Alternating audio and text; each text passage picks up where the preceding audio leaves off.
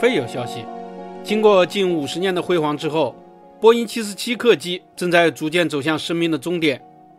最近有消息说，大韩航空将退役5架波音747-8，而中国国航也正在拍卖 B-2445 号，报价1000万美元。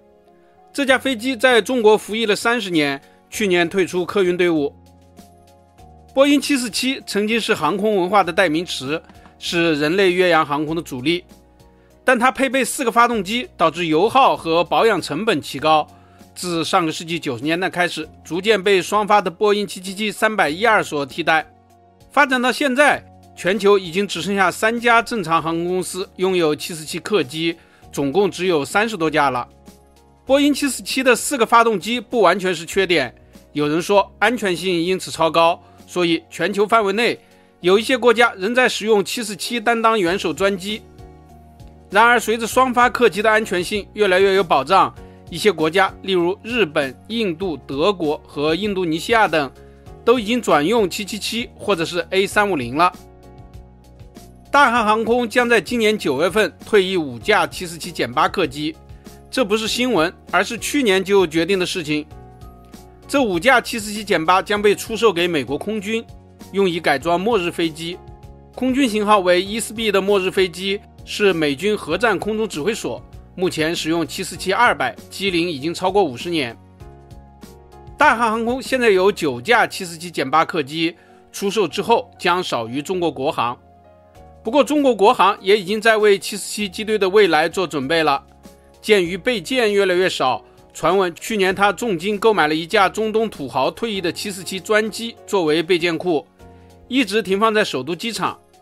国航手中的 B-24拐号应该也会在今年退役，然后只剩下6架747客机了。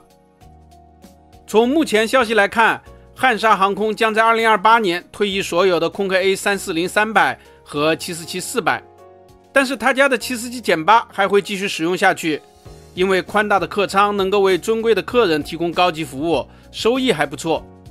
不过也有人说，汉莎的747-8的利润仍然与双发客机差太远，如果波音777-9顺利的话，应该会提前抛弃747-8。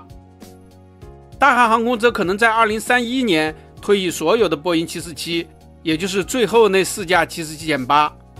大韩与汉莎一样，都是同时拥有波音747和空客 A380 的航空公司，然而 A380 利润率可能更差，传闻说大韩航空会在2028年就彻底抛弃它们。中国国航的747-8客机不知道能够支撑到何时，相信会比大韩和汉莎要久远一些。然而无论如何，波音747都已经是末日黄花，不再受到青睐了。这种飞机连游乐场也养不起，北京石景山游乐园的飞机乐园前些年引进了一架747-400的空壳，竟然倒闭了。全球最青睐波音747的国家应该是伊朗，伊朗马汉航空喜欢这种飞机。马汉航空被指说是伊朗革命卫队的资产，他特别喜欢收集波音或空客的2手飞机。现在全球最老的747飞机也属于伊朗，由伊朗空军拥有，机龄54年。波音747客机已成为末日黄花，但是波音747货机仍然是顶梁柱。由于无可替代，不少人认为747货机还会继续飞行20年以上。波音当年产品质量非常的好，现在40多年的747-200货机仍然有很多在亚洲运货。本期咱们就聊到这里，下期见。